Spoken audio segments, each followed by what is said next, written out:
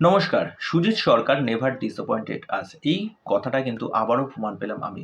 সুজিত সরকার যে কটা আগে প্রিভিয়াস সিনেমা করেছেন, তার থিওরি, তার চিন্তাভাবনা, তার দৃষ্টিভঙ্গি কিন্তু একদম আলাদা। এবং আমি এটা স্ট্রংলি বিলিভ করি, তার সিনেমার মধ্যে না কিছু মেসেজ থাকে এবং সেই মেসেজটাও কিন্তু এই সিনেমার মধ্যে আছে। তা আমি কথা বলছি তার রিসেন্টলি কাজ 'আই ওয়ান্ট টু টক', যেখানে মেন লিড রয়েছে অভিষেক বচ্চন, জনি লিভার এবং প্রমুখ। তা কেমন লাগলো সিনেমাটা? যারা সুজিত সরকারের প্রিভিয়াস কাজ দেখেছেন, পিকু, এবার এইসব সিনেমাগুলো কি, এগুলো নিশ অডিয়েন্সের জন্য। সবাই কিন্তু এই সিনেমা দেখতে পছন্দ করবে বা তাদের খুব ভাল লাগবে এই বিষয়পত্র কিন্তু একদমই নয়। অনেকে যায় ডাইরেক্টরের নাম শুনে এবং অনেকে যায় কী কী স্টার কাস্ট আছে সেই সব পত্র জানার পর। তা প্রথম কথা হচ্ছে, আমি যখনই শুনেছি এখানে অভিষেক বচ্চন আছে এবং সুজিত সরকার আছে এবং অভিষেক বচ্চনের লুক আমরা যেভাবে দেখতে পেয়েছি, এই কাজটা দেখার জন্য কিন্তু আমি এক্সাইটেড ছিলাম। এবং এটি একটি বায়োপিক। কার বায়োপিক? অর্জুন সেন, যিনি মাল্টিপল সার্জারিতে তার জীবনটা অতিবাহিত করছেন। তার ক্যান্সার হয়েছে, ক্যান্সার পেশেন্ট। এইবার তার জীবনীটা পুরো এখানে দেখানো হচ্ছে। প্রথম কথা বলব যে আমি এই রিভিউয়ের মধ্যে আমি কিন্তু কোনো রকম স্পয়লার দেব না বা কী, কী মুভমেন্ট আছে সেই জিনিসপত্রগুলো কিন্তু আপনাদেরকে বলব না। কেন বলব না? কেননা এই সিনেমার মধ্যেই সেই সমস্ত মুহূর্ত আছে যেগুলো আপনারা যখন সিনেমা দেখতে যাবেন তখন সেই জায়গাগুলো আপনারা এনজয় করতে পারবেন। প্রথম কথা বলে রাখি, যখন একটা মানুষের এই রোগ হয়, সেই মানুষের প্রথম কী এক্সপেরিয়েন্স হয়, সে প্রথম কী, কী ফেস করে, তার ইমোশনাল সাইড বলি, তার অ্যাঙ্গার ইস্যু বলি, তার দুঃখের মুহূর্ত বলি, প্রত্যেকটা জায়গায় এবং প্রত্যেকটা মুহূর্তে অভিষেক বচ্চনের পারফরম্যান্স যদি আপনারা দেখেন, অভিষেক বচ্চন জাস্ট ফিনোমেনাল। মানে তার পারফরম্যান্স মানে জাস্ট মাখনের মতো এখানে। মানে যখন সে শুনছে তার এই রোগটা ধরা পড়েছে, সেই মুহূর্ত থেকে শুরু করে তার কথা বলা, তার টোন, তার বডি ল্যাঙ্গুয়েজ, এই জিনিসপত্রগুলো যেভাবে চেঞ্জেস এনেছে এবং এখানে সাটেল ওয়েতে কিন্তু পুরো সিনেমাটা দেখানো হয়েছে। মানে এই সিনেমার মধ্যে কিন্তু যে অ্যাপ্রোচটা রাখা হয়েছে, একটা ডার্ক কমেডি আছে।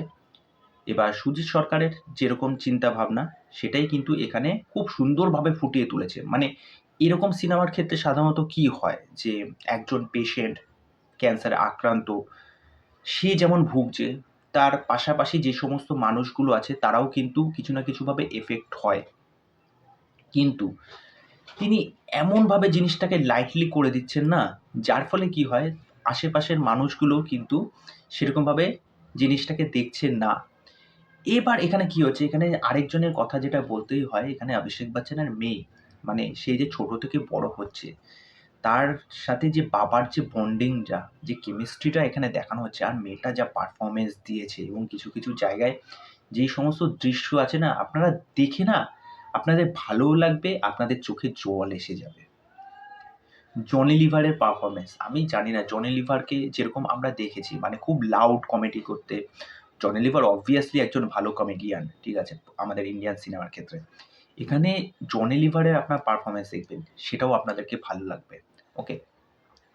তা এই সিনেমাটা দেখতে, দেখতে আপনাদের প্রিভিয়াস পুরনো একটা সিনেমার কথা মনে পড়ে যাবে, যেটা হচ্ছে রাজেশ খান্নার 'আনন্দ', ঠিক আছে? রাজেশ খান্না কি, যেমন তিনি কিন্তু জানতেন তার রোগ হয়েছিল। তা সত্ত্বেও তিনি হাসি মুখে তার আনুষঙ্গিক বা তার চারপাশের যে মানুষগুলো আছে, সেই মানুষগুলোকে বাঁচার পথ দেখিয়েছিলেন। তিনি এটাই বলেছিলেন, জীবন তো একটাই, জীবনটাকে হেসে খেলে বাঁচতে হবে। মানে মৃত্যু তো সবার একদিন না একদিন আসবেই। এইটা দেখতে, দেখতে না কিছু, কিছু জায়গায় হয়তো আপনাদের ওই পোরশনগুলো মনে হতে পারে। কিন্তু ওইটার ঘরানাটা একদমই আলাদা ছিল। ওটা অন্য ওয়েতে প্রেজেন্ট করা হয়েছিল। এটা আমার মনে পড়ছিল। কেননা এই টপিকের ওপর তো কিছু, কিছু কাজ সেটা হিন্দিতে যেমন হয়েছে, বাংলাতেও হয়েছে এবং আমাদের হিন্দি সিনেমা এর আগেও আরেকটা সিনেমাতেও আমরা দেখেছিলাম। আমার সিনেমাটার নামটা এখন মনে পড়ছে না। কিন্তু এখানে কিছু, কিছু পোরশনে অভিষেক বচ্চনের যা পারফরম্যান্স আপনারা দেখতে পাবেন, সুজিত সরকার যেভাবে বার করে এনেছে, এখানে সুজিত সরকারের যা ডাইরেকশন, অভিষেক বচ্চনের যা পারফরম্যান্স, সেটা দেখবার মতো। সিনেমার ফার্স্ট হাফ মোটামুটি যেরকমভাবে চলছে, ভালো, ডিসেন্ট।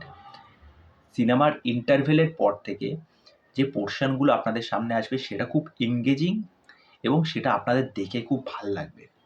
মানে সিনেমার ফার্স্ট হাফের থেকে সেকেন্ড হাফ আমাকে সবচেয়ে বেশি কিন্তু মানে ইমোশনাল করেছে, আমাকে হাসিয়েছে কিছু কিছু জায়গায়। হাসানো মানে কিন্তু আমি আপনাদেরকে বলছি এর মধ্যে কিন্তু ডার্ক কমেডি আছে। ওকে, তা থ্রু আউট অভিষেক বচ্চন ফিনোমেনাল, সেই যে বাচ্চা মেয়েটা পারফরমেন্স করেছে সেই মেয়েটাও খুব অসাধারণ। সুজিত সরকারের ডাইরেকশন, তার যে মেসেজটা দেওয়ার চেষ্টা করেছে সেটা খুবই ভালো। আপনারা মাস্ট ওয়াচ, সিনেমাটা গিয়ে দেখে আসুন, আপনাদের খুবই ভালো লাগবে। তা এই হলো আমার বক্তব্য বিষয়। এর চেয়ে বেশি বলে দিলে না সেটা স্পয়লার হয়ে যাবে, এর চেয়ে বেশি আমি কিছু বলতে চাইছি না। তা আশা করি যারা সুজিত সরকারের কাজ দেখতে পছন্দ করেন তারা নিশ্চয়ই এই সিনেমাটা দেখতে যাবেন।